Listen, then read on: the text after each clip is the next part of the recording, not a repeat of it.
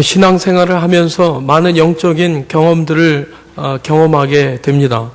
어떤 경험들은 아주 행복하고 또 익사이팅한 역동적인 그런 경험도 있지만 또 어떤 경험들은 참으로 힘들고 어렵고 고통스러운 그런 경험의 때도 있습니다.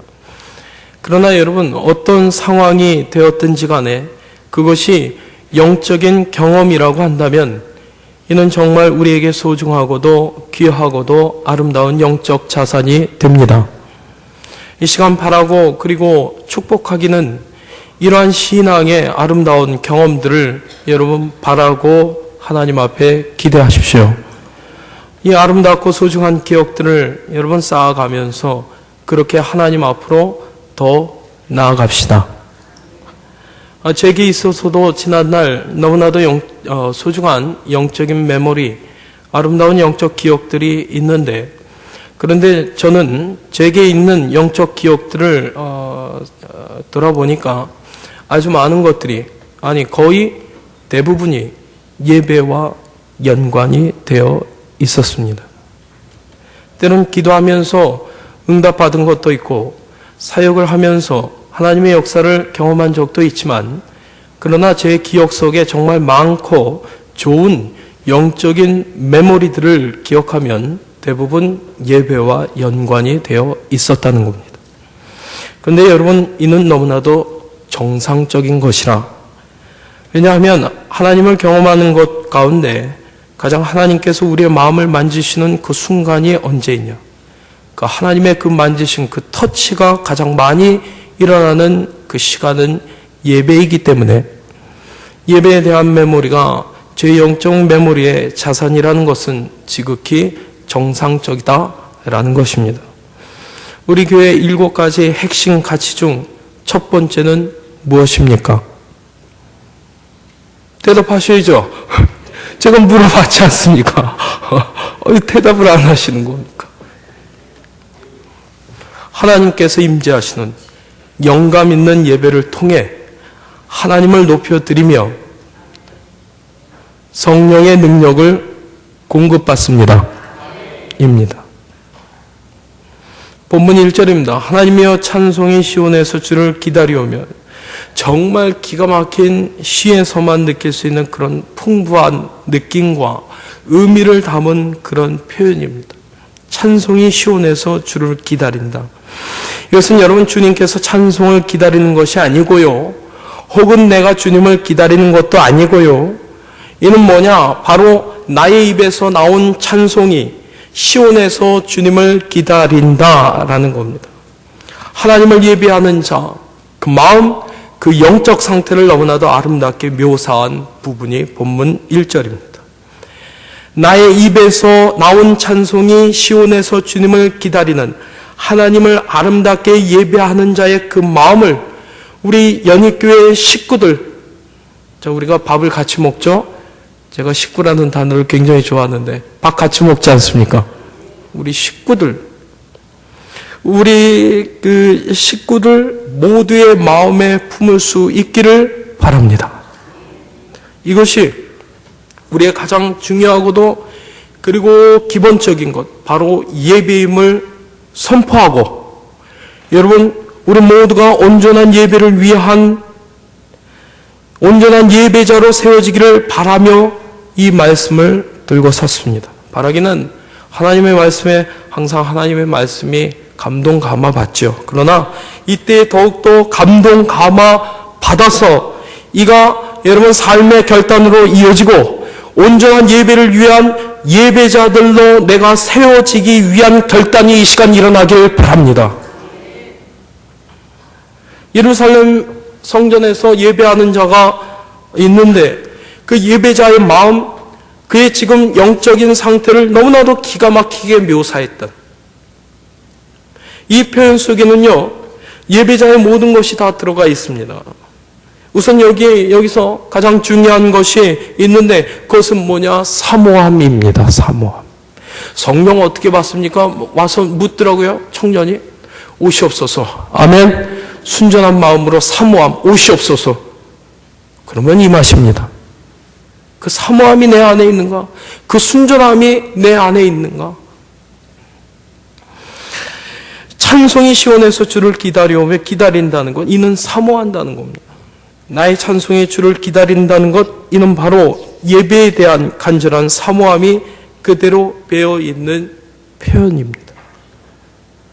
정말 사랑하는 여러분, 무엇보다도 사모함이 예배를 가릅니다. 마음은 없는데 그냥 그 입술로만 고백하고 찬양하는 것, 이는 여러분 어떻게 얘기하면 하나님을 향한 경멸일 수 있는 겁니다. 예배의 자리가 그렇기 때문에 너무나도 중요합니다. 지난날 선지자들이 통탄하며 안타까워한 것이 바로 이 부분이었다는 겁니다. 뭡니까? 이 백성이 입으로는 나를 가까이 하는데, 입술로는 나를 존경하는데 그 마음은 내게서 멀리 떠났구나. 여러분, 시편에 보면 굉장히 많은 예배에 대한 표현들이 나옵니다. 그 많은 예배에 대한 표현들을 살펴보면 그 공통적인 정서가 있습니다. 정서. 그게 뭐냐? 사모하는 마음이다. 사모하는 마음. 정말 하나님을 사모하는 마음. 여러분, 예배의 가장 중요한 정서는 그 사모하는 그 간절한 마음입니다. 이를 시편 65편 1절에서 기가 막히게 표현한 것이고요. 자, 그런데 이 표현 가운데 또 하나의 표현이 더 있습니다. 여기에 보면요, 바로 예배의 주권이 하나님이라는 우리 예배 신학의 가장 중요한 기본이 여기에 다 표현되어지고 있다라는 겁니다. 찬송이 시온에서 주를 기다려오며, 그렇죠. 여러분, 아무리 내가 나름대로 멋있고 대단하게 예배하였다 치더라도 그 예배의 주권은 언제나 하나님께 있다라는 것입니다. 내가 했다고 되는 것이 아니라는 겁니다. 하나님께서 임하시고 역사하셔야 예배가 되는 것이지, 내가 뭘 어떻게 했다고 예배가 되는 것이 아니라는 겁니다. 절대 여러분, 이것들이 성령님의 임재보다 앞설 수 없다. 성령님의 임재 가운데 훌륭한 도구들로서 쓰여져야죠. 예배 신학의 가장 기본은 예배의 주권, 그 주도권은 언제나 하나님께 있다라는 겁니다. 내가 할 거 다 했습니다. 그리고 찬양합니다. 난 기다릴 뿐입니다. 하나님께서 임하셔야 예배가 되는, 하나님께서 역사하셔야 예배가 되는 겁니다. 그런데 여기에 또한 이 표현 가운데 지금까지의 경우와는 다른 역설적으로 다른 의미가 들어가 있음을 알고 또 기쁘다 하는 겁니다. 예배자의 어떤 특권, 예배자의 축복, 예배자의 권리가 또 이 안에 들어가 있습니다. 언뜻 볼 때는 예배를 사모하고 예배의 주권이 하나님께 있으니까 예배자가 작아 보이는데 아니라는 겁니다. 이 표현 속에는요, 예배자가 가지고 있는 특권, 그의 권리, 그를 향한 하나님께서 그를 향한 축복이 있다는 겁니다. 찬송이 시온에서 주를 기다려오며, 무슨 얘기냐? 그냥 기다리는 것이 아니라 반드시 그 찬송 가운데 그 찬송을 받으시며 하나님께서 반드시 기필코 정령이 역사하시겠다라는 그 약속을 받은 자가 지금 찬송을 하고 기다리고 있다라는 것입니다. 이것이 바로 예배자의 특권이요, 이것이 바로 우리 하나님의 자녀된 자들의 특권입니다. 이 축복이 그 안에 가득히 담겨져 있다는 겁니다. 그렇기 때문에 여러분, 아무나 예배하는 거 아닙니다. 아무나 찬양하는 거 아닙니다. 하나님의 자녀만이 예배할 수 있습니다. 하나님의 자녀들만이 찬양할 수 있습니다. 또한 아무나 하나님을 기다리는 거 아닙니다. 약속받은 자녀만이 기다리는 것이죠. 단호하게 단정적으로 말합니다. 하나님의 자녀 아니고서는 예배할 수 없습니다. 여러분, 예배하니까 하나님의 자녀라고 하는 접근은 우상 숭배적 접근 방법입니다. 이들의 접촉 방법은 일단 그 우상 앞에 가서 제물 바치고 빌고 의식하면 그냥 속하는 겁니다. 그러므로 의식을 행한다, 예배를 하면 속한다 라는 접근 방식은 우상 숭배의 접근 방식이다. 우리 신앙은 그렇지 않다. 하나님의 말씀은 그렇지 않다. 내가 하나님의 자녀임으로 예배한다 입니다. 즉 우리가 하나님의 사람, 하나님의 거룩한 백성으로 부름받은 거룩한 무리인 우리가 성도가 되어야만이 예배를 할 수 있다는 겁니다. 이런 예배자의 특권과 축복이 사랑하는 우리 연희 식구들의 여러분 모두에게 주어졌습니다. 이쯤 되면 아멘 하셔야죠. 바로 이 예배자의 특권의 모티브가 발전하면서 이는 본문 4절 말씀으로 터져 나온다. 주께서 택하시고 가까이 오게 하사 주의 뜰에 살게 하신 사람은 복이 있나이다. 우리가 주의 집 곧 주의 성전의 아름다움으로 만족합니다. 터져 나오는 시편 1편으로부터 계속해서 사용되어지고 있는 표현이 있는데 여기서도 역시 사용되어집니다. 그게 바로 뭐냐면 breast, 아쉬레 뭐냐? 복이 있도다. 약한가요? 복이 있도다. 복이 있도다. 복이 있도다. 아쉬레. 어떤 사람이 복이 있는가? 바로 주께서 택하시고 가까이 오게 하사 주의 뜰에 거하게 하신 그 사람이 복이 있도다. 아쉬레. 누구입니까? 그 사람 누구입니까? 저와 여러분 예배자들입니다. 예배자가 누군가라고 한다면 주께서 택하신 사람들입니다. 여러분들이 하나님을 예배하는 것 같으시죠? 여러분 걸음을 걸어 이전에 왔는 것 같으시죠? 글쎄요, 그게 내가 먼저 그러니까 부르셨다라는 것. 하나님의 부르심이 그토록 중요합니다. 내가 하나님을 찾았다라고 그래서 더욱더 적극적으로 신앙생활 할 것 같지요? 아니요.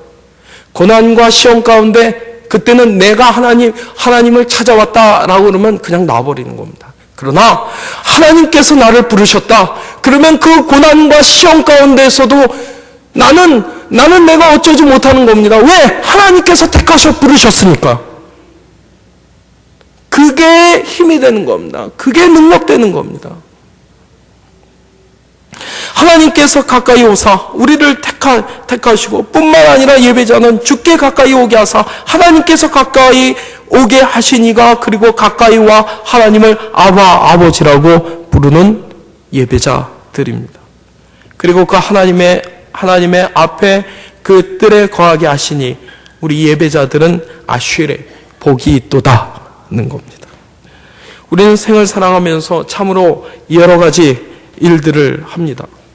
공부를 해서 학식이나 기술을 습득하기도 하고 또 일을 하면서 어떤 성취감을 맛보기도 하고 아니면 부를 쌓아 올리기도 합니다. 결혼해서 자녀도 낳고 가정을 꾸리고 또 그 자녀를 키우면서 많은 시간과 물질을 투자하기도 하고 마음 졸이기도 하면서 그렇게 살아갑니다. 하지만 이 모든 것보다 앞서서 우리가 인간이기에 가장 기본적으로 우리 생 가운데 있어야 할 중요한 것이 있다고 성경은 말하고 있습니다. 그것은 바로 예배입니다. 그 모든 것에 앞서서 우리가 행하여야 할 바 예배입니다. 예배가 가장 중요하다. 왜? 하나님께서 우리를 지으셨는가? 그 이유는 그 대답은 분명히 성경에 여러 군데에 나와 있습니다. 그 중에 하나가 이사야서 43장 21절 말씀인데 이 백성은 내가 나를 위하여 지었나니 나를 찬송하게 하려 함이니라. 뭐 승냥이 나오고 뭐 타조 나오고 그 부분이 있죠. 이사야서 43장. 여러분 하나님께서는 존재하시고 전능하신 분이십니다. 부족함이 없으신 분이십니다. 그런데 부족함 없으신 하나님께서 우리를 지어 우리로 하여금 찬송케 하신 것은 뭐냐? 바로 우리를 향한 하나님의 사랑의 표출임을 믿으시기 바랍니다. 그 사랑이 그대로 투영된 것이 뭡니까? 사랑의 대상, 표출이 바로 납니다. 바로 나. 그리고 하나님의 사랑하시는 자가 된 것이고 하나님의 사랑받은 자로서 나는 이 사랑에 반응하면서 하나님 원하시는 사랑의 교제를 하나님과 나누는 그것을 뭐라 하느냐? 예배라 하는 겁니다. 그러므로 하나님께서는 이 예배를 원하시고 그래서 하나님께서는 예배하는 자를 지금도 찾으신다. 왜? 사랑하시려고. 사랑하시기에 따라서 여러분 예배는 우리 인간이 지어진 가장 기본적인 이유고 우리 생이 하여야 할 가장 기본적인 일이고 가장 최고로 귀한 일입니다. 우리가 참 신앙인이라고 하지만 너무나도 안타깝게 우리는 우리의 생각과 관점과 가치관이 세상의 것으로 너무 많이 오염되어 있는 모습을 보게 됩니다. 그러다 보니까 내가 신앙인이라고 하면서 보는 것, 생각하는 것 너무 세상적인, 그러다 보니까 우리의 삶을 채우고 있는 이야기가 세상의 다른 것이 더 중요하고 그게 맞는 것처럼 생각될 때가 있습니다. 그러니까 우리 자녀들 주일날 학원 갈 거냐, 교회 가서 예배할 거냐 하면 거침없이 학원 보내지 않습니까? 이건 아니죠.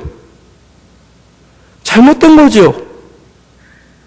정말 중요한 것을 제쳐놓고 다른 것을 채우는 것은 신앙인의 모습이 아닙니다. 정말 중요한 것이 뭐냐? 예배가 우리의 삶 가운데 가장 중요하다. 돈이 없어 불행하고 명예가 없어 행복하지 못하고 실패한 것 같은 것은 오염된 사람의 관점이죠. 예배할 수 있다면, 온전한 예배를 할 수 있다면 가장 중요한 것을 내가 하고 있는 것이기 때문에 여러분 이 신앙이 있어야만 합니다. 신앙을 표현할 때 도전과 결단이라는 말을 사용합니다. 저는요, 직면, 맞닥뜨렸다 이런 표현 좋아하지 않습니다. 하나님께서 아니요, 하나님께서 도전을 주신 겁니다. 아멘? 뛰어넘는 겁니다. 누구는 그걸 문지방을 넘는 경험이라고 그러는데 뛰어넘어야 됩니다. 뛰어넘을 때에 새하늘과 새 땅이 펼쳐지는 겁니다. 아멘? 그러므로 예배도 우리의 신앙함의 중심에 있기 때문에 예배도 도전과 결단이다. 정말 예배할 수 없을 것 같은 그 순간에, 예배할 수 없을 것 같은 그 감정 속에서, 예배할 수 없을 것 같은 그 상황 속에서 분연히 떨치고 일어나야 예배할 수 있습니다. 절대 여러분 삶의 환경 속에서 말이죠, 그냥 예배할 수 있을 것 같은 자연스러운 좋은 환경이 있을 수 없다. 혹 우리 욕망에 관한 것들은요, 자연스럽게 될 수도 있죠. 오늘은 뭘 먹고 싶고 뭘 입고 싶고 푹 자고 싶고 이런 것들은 도전과 결단으로 자고 먹고 입고 하는 거 아니죠. 하지만 예배는 안 그렇다. 기도도 마찬가지입니다. 쉬운 게 아닙니다. 왜냐하면 이는 본능을 거스르는 영적인 이야기이기 때문에 그 상황 속에서 정말 결단이 필요하다. 자연스럽게 되는 거 아니다. 정말 힘든 상황 속에서도 결단과 도전이 필요하다. 정말 세상 다 귀찮았습니다. 아무것도 하기 싫었죠. 정말 다 끝장내고 싶었고요. 그냥 들어놓고 싶고 정말 아닌 것 같았고 그냥 포기하고 싶은 마음뿐이 없었습니다. 마음속에 예배에 대한 조그마한 그림이라도 있었느냐? 아니요, 전혀 하나도 없었습니다. 그런데 왠지 모르지만 그때 누워있다가 벌떡 일어났습니다. 그래도 예배하러 가야지. 왠지 몰라요. 그냥 일어난 겁니다. 그게 하나님의 은혜죠. 은혜겠죠. 그게 그래도 그동안 신앙생활 해오던 힘이겠죠. 성령님께서 제 마음속에 역사하신 것이겠죠. 하여튼 그냥 일어났습니다. 그리고 가서 예배하는데 그날 들려진 말씀이 주님 앞에 내가 서 있네. 주님 앞에 내가 서, 주님 앞에 내가 서 있네라는 선포입니다. 그때 통곡이 시작됩니다. 부끄럽고 자존감이 땅에 떨어져 짓밟혀버린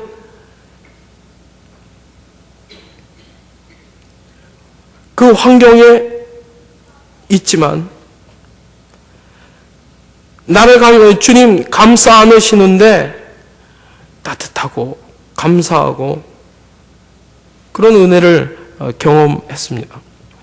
예배하고 싶지 않은 마음들이 있지만, 예배할 수 없는 환경이 있다고 하지만, 그런 어떤 조급한 마음, 답답한 마음, 혹은 어떤 절망스러운 마음이 있을 수 있지만, 그러나 주님을 의지하고 일어서기 시작하면, 결단하고 일어서면 하나님의 은혜와 은총 받을 줄로 믿습니다. 이게 맞는 겁니다. 예배만 할 수 있다면 내 삶은 그것으로 복된 인생이다. 이거 참된 신앙의 모습입니다. 예배를 위하여 온전한 예배를 하고 싶어서 더 많이 주지만 더 많은 보수를 받을 수 있지만 손해를 감수해 가면서 결국엔요, 카운트해 보세요. 손해요? 아이고, 아니요. 하나님께서 복에 복을 더하십니다. 그러나 그때는 손해를 감수하면서 예배를 선택하는 이들이 있습니다. 세상은 이들을 보고 뭔가 모르는 사람이군, 이 어리석은 사람이군 하겠지만 아니요, 아닙니다. 이들이 진정 정말로 하나님 앞에 복된 사람들입니다. 그리고 진정 지혜로운 사람들이고요. 예배하는 자가 복이 있도다. 어떤 역사가 있길래 예배하는 자가 복이 있다고 하는가? 엄청난 역사가 예배 중에 일어납니다. 왜냐하면 예배는 하나님께서 원하시는 것이고 하나님의 영과 만나 교제하는 것이기 때문에 우리가 상상할 수 없는 그런 역사가 일어납니다. 그 중에 세 가지를 이 시편 65편에서 말하고 있는데, 첫째, 예배에는 하나님의 응답하심이 있습니다. 하나님의 응답. 예배 가운데 하나님의 응답하심이 있다. 본문 2절인데 기도를 들으시는 주여 모든 육체가 주께 나아오리다. 예배자의 간구를 하나님께서 들으십니다. 분명히 말하지만 예배자의 마음의 소원을 하나님께서는 외면치 아니하신다. 그 마음의 소원과 바람을 하나님께서 아시고 응답하신다라는 것입니다. 하나님으로서 그 자녀의 마음속에 있는 그 소원과 필요와 간구에 대해서 결코 여러분 외면치 않으시고 여러분 필요하다면 들어 응답하십니다. 이것이 예배자의 축복입니다. 그렇기 때문에 두 번째 고백이 가능한데 바로 예배자의 삶에, 우리의 삶에 회복하심, 이를 경험한다라는 겁니다. 부흥의 역사. 본문 3절 말씀 보니까 죄악이 나를 이겨싸우니 우리의 허물을 주께서 사하셨다. 사실 이 표현은 처음 대할 때 제가 이해가 안 되더라고요. 죄악이 나를 이겨싸우니. 뭔가 잘못된 거 아니냐. 내가 죄악을 이겨싸우니. 이게 맞는 거 아니냐?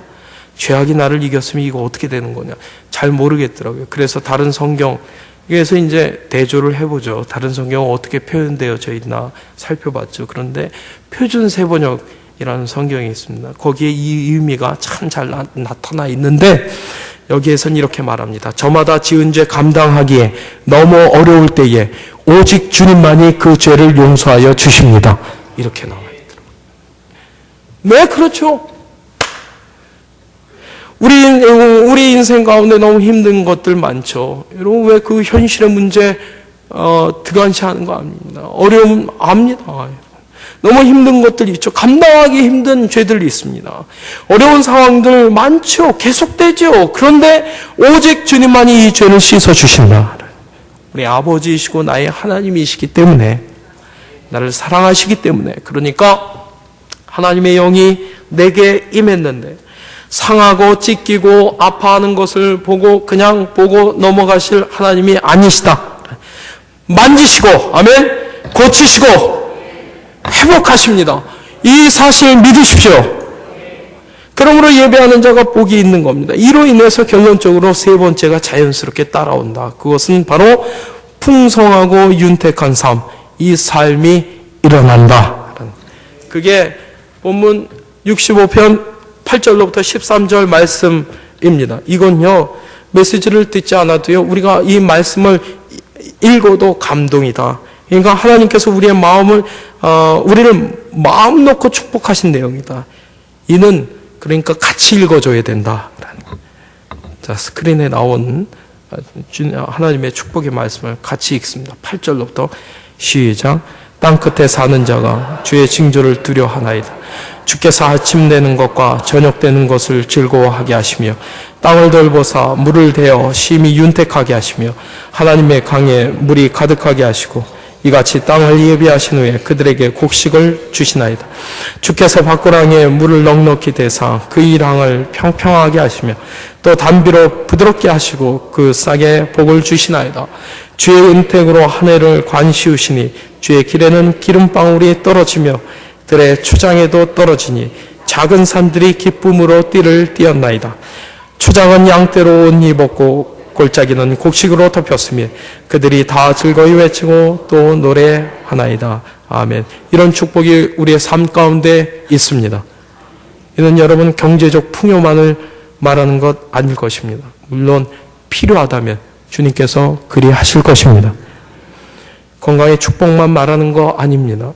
물론 필요하다면 주님께서 그리하실 것입니다. 우리의 삶 전체를 말하고 있는 겁니다. 이는 윤택한 삶, 풍성한 삶, 아름다운 삶을 말하고 있는데 이는 예배자의 삶이라는 것입니다. 예배하는 자는 복이 있도다.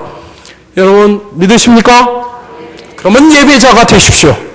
다른 어떤 것보다 중요한 건 예배하는 겁니다. 그러므로 예배에 여러분 집중하십시오. 예배에 헌신하십시오. 내 삶의 가장 중요한 자리에 예배를 올려놓으십시오.